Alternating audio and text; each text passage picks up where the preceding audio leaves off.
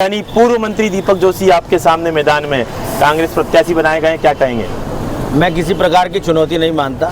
हम तो कांग्रेस से लड़ते आए हैं लगातार इस क्षेत्र में, और इस बार भी भारतीय जनता पार्टी की ये सीट पुनः प्रचंड बहुमत के साथ खातेगांव जीतेगी। बेहतर तरीके से भारतीय जनता पार्टी की रीति और रणनीति को वह जानते हैं, क्या कहेंगे? इससे पहले भी कई सारे लोग पार्टी छोड़कर गए, लेकिन उनका क्या हश्र हुआ ये आप भली भांति जानते हैं, मीडिया जानता है। बहुत लोगों ने पार्टी से परे जाकर अपना अस्तित्व बनाने का प्रयास किया, लेकिन भारतीय जनता पार्टी है, उसका कार्यकर्ता बहुत मजबूत कार्यकर्ता है। इसलिए भारतीय जनता पार्टी का कार्यकर्ता किसी दूसरी विचारधारा वाली पार्टी में भी चले जाए तो ये गुंजाइश नहीं रहती कि उसे सफलता मिलेगी। पूर्व मंत्री दीपक जोशी अपनों का विरोध झेल रहे हैं। आपसे लड़ाई लड़ने के पहले उन्हें अपने रूठों को मनाना होगा। जिस तरह से काले झंडे उन्हें दिखाए गए, गाड़ी के कांच फोड़े गए, क्या कहेंगे आप?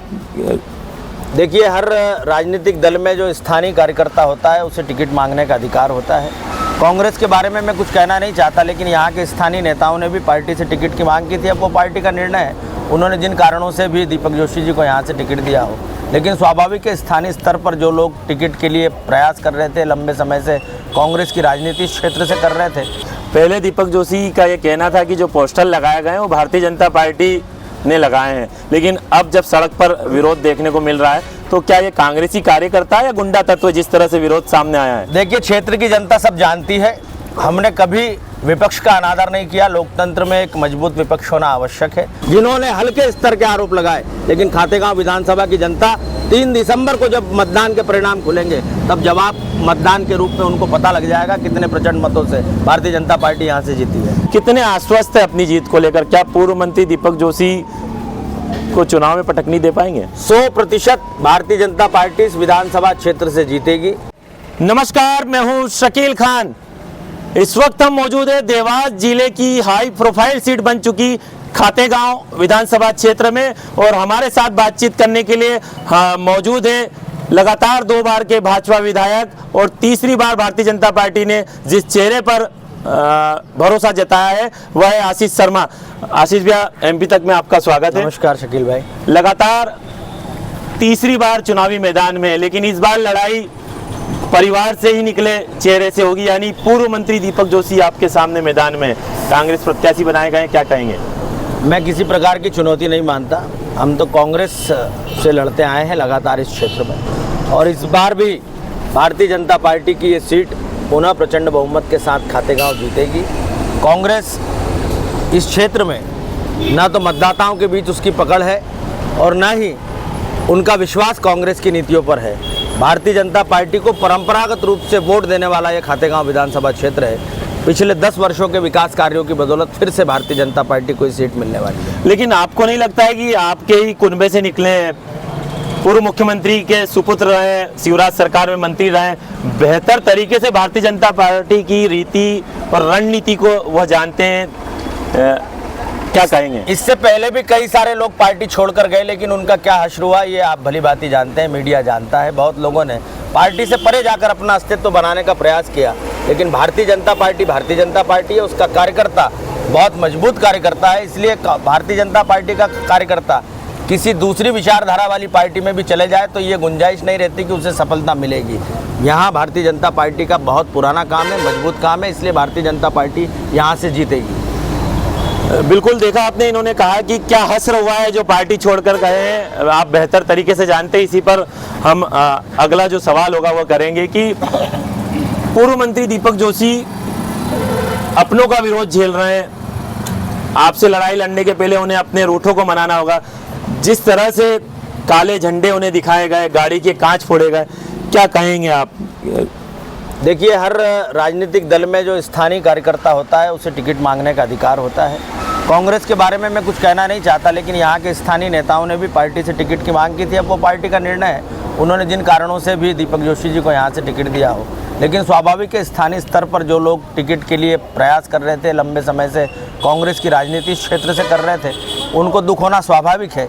लेकिन भारतीय जनता पार्टी के संदर्भ में कहना चाहता हूँ कि हमारे कार्यकर्ता पूरे जी जान से इस चुनाव में सफलता के लिए लगे हुए हैं, और भारतीय जनता पार्टी को विजयश्री मिलेगी। कांग्रेस का जो अंतर्विरोध है कांग्रेस में जो अपने नेतृत्व के प्रति आक्रोश है, कहीं ना कहीं वो आज सड़कों पर दिख रहा है। पहले दीपक जोशी का ये कहना था कि जो पोस्टर लगाए गए हैं वो भारतीय जनता पार्टी ने लगाए हैं, लेकिन अब जब सड़क पर विरोध देखने को मिल रहा है तो क्या ये कांग्रेसी कार्यकर्ता है या गुंडा तत्व, जिस तरह से विरोध सामने आया है? देखिए, क्षेत्र की जनता सब जानती है, हमने कभी विपक्ष का अनादर नहीं किया। लोकतंत्र में एक मजबूत विपक्ष होना आवश्यक है और खातेगांव विधानसभा क्षेत्र का तो ये सौहार्द है।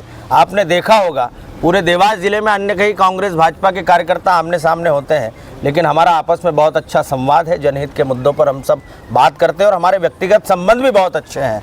इसलिए भारतीय जनता पार्टी के कार्यकर्ताओं के द्वारा इस तरह के विरोध की ना कोई परंपरा है।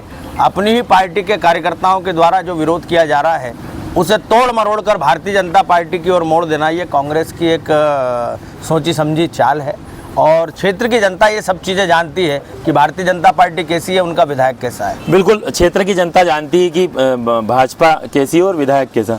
पूर्व मंत्री दीपक जोशी का ये आरोप है कि क्षेत्र में भाजपा ने कुशासन किया है, चाहे वह नर्मदा नदी जी से रेत का अवैध उत्खनन नर्मदा नदी से रेत का अवैध उत्खनन कह लें। भाजपा के कुशासन के खिलाफ वह सुशासन संकल्प यात्रा पर है, क्या कहेंगे? जब तक दीपक जोशी जी भाजपा में थे तब तक उन्होंने कभी इस तरह के आरोप नहीं लगाए। रही बात इस तरह के आरोपों का सामना हम पहली बार नहीं कर रहे हैं, क्योंकि हमारे यहाँ नर्मदा जी प्रवाहित होती है, खदानें भी हैं यहाँ पर और अवैध उत्खनन भी समय समय पर प्रशासन कार्रवाई करता है। लेकिन आपने भी कई बार आवाज उठाई। बिल्कुल, और लगातार खनिज विभाग, राजस्व विभाग, पुलिस विभाग ने लगातार कार्रवाई की। इससे पहले भी कई तरह के आरोप विपक्ष ने, घिनौने आरोप हमारे ऊपर लगाए। लेकिन आपको लगता है नर्मदा जी के अन्य वक्त पर इस तरह के आरोप? देखिए, राजनीति में आरोप लगते रहते हैं, आरोपों की हम परवाह नहीं करते। हमारा मन सच्चा है, हमारी जनता का हमारे प्रति भाव अच्छा है और उनका विश्वास है, तभी तो लगातार 2 बार उन्होंने इतने विपक्ष के तगड़े विरोध के बाद हमको जिताया। जिन लोगों ने आरोप लगाए थे आज वो कहां पर है, उनकी हकीकत आप जान लीजिए। पहला तो परिवार से आपके खिलाफ सामने आए लड़ने के लिए, दूसरा आप नर्मदा मैया के अनन्य भक्त कहे जाते हैं और दीपक जोशी ने अपनी जो सुशासन संकल्प यात्रा है माँ नर्मदा की पूजा अर्चना के साथ शुरू की है। निश्चित ही माँ नर्मदा जीवनदायिनी है और वहाँ से उन्होंने उनके प्रचार अभियान की शुरुआत की है। मैं उनको शुभकामनाएं देता हूँ। लेकिन माँ नर्मदा जो कि देवी स्वरूप हैं, भगवान ईश्वर सब जानता है और जनता भी सब जानती है। जनता के मन में भी ईश्वर का वास होता है, इसलिए कोई किसी को बरगला नहीं सकता। किसी के बारे में मिथ्या आरोप लगाए तो भी उसकी सत्यता जनता जानती है। मुझे विश्वास है खातेगांव विधानसभा क्षेत्र की जनता से मैंने परिवार का रिश्ता निर्मित किया है और एक परिवार के सदस्य के भांति उनकी सेवा करने का काम किया है। विपक्ष कितने भी जिन्होंने हल्के स्तर के आरोप लगाए, लेकिन खातेगांव विधानसभा की जनता 3 दिसंबर को जब मतदान के परिणाम खुलेंगे तब जवाब मतदान के रूप में उनको पता लग जाएगा कितने प्रचंड मतों से भारतीय जनता पार्टी यहाँ से जीती है। क्षेत्र की जनता से आपने बताया कि परिवार का रिश्ता है और 3 दिसंबर को परिणाम सामने आ जाएगा। किन मुद्दों को लेकर पूर्व मंत्री दीपक जोशी से आपका चुनाव होगा? देखिए, हमने विकास किया है, क्षेत्र की जनता जानती है कौन उनके बीच सहज उपलब्ध रहता है।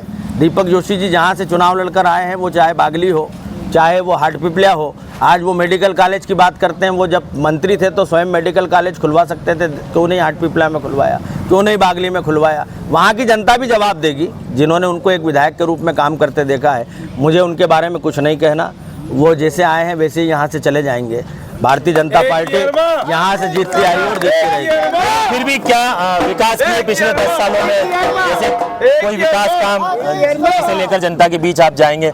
सिंचाई परियोजना जो है उसकी बड़ी सौगात मुख्यमंत्री पिछले दिनों दे गए थे क्षेत्र को, क्या वह पूरी परियोजना है और उसका लाभ क्षेत्र की जनता को कब तक मिल पाएगा? देखिए, हमने विकास किया है। कांग्रेस की सरकार जब मध्य प्रदेश में हुआ करती थी तब हमारे विधानसभा क्षेत्र में एक सिंचाई परियोजना नहीं थी। 4 लाख हेक्टेयर सिंचाई क्षमता थी मध्य प्रदेश की, आज लगभग 45 लाख हेक्टेयर सिंचाई क्षमता है।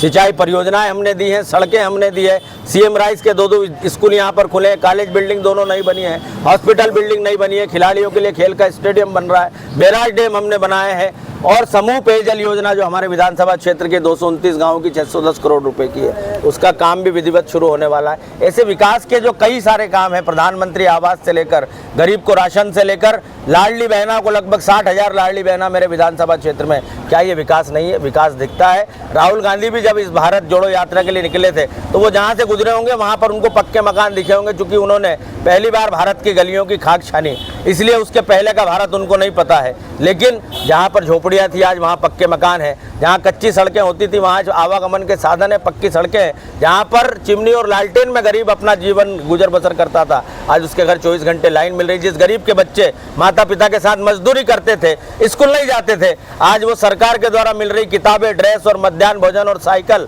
और स्कूटी के माध्यम से स्कूल जा रहे हैं। यही नया मध्य प्रदेश है। लेकिन फिर भी आखिर क्या ऐसी वजह है कि किसान आधारित आपका पूरा विधानसभा क्षेत्र है, शिक्षा स्वास्थ्य रोजगार में आज भी पिछड़ा हुआ है। रोजगार के लिए युवा जो है पढ़ाई से लेकर, बिल्कुल पिछड़ा हुआ नहीं है, पढ़ाई से लेकर रोजगार के लिए इंदौर या भोपाल का रुख करता है। बिल्कुल पिछड़ा हुआ नहीं है। शिक्षा के क्षेत्र में हमारे यहाँ निजी शिक्षण संस्थान भी खुले हैं, पीजी कोर्सेज हमारे यहाँ कन्नौज और खातेगांव के कॉलेज में चालू हुए हैं। रोजगार के लिए भी हमने बहुत बड़े बड़े काम किए हैं। सरकार नेमावर में तो आज तक उद्योग नहीं लग पाया। देखिए, नेमावर का जो औद्योगिक क्षेत्र है उसमें लगातार इन्वेस्टर समिट के माध्यम से सरकार ने प्रस्ताव आमंत्रित किए।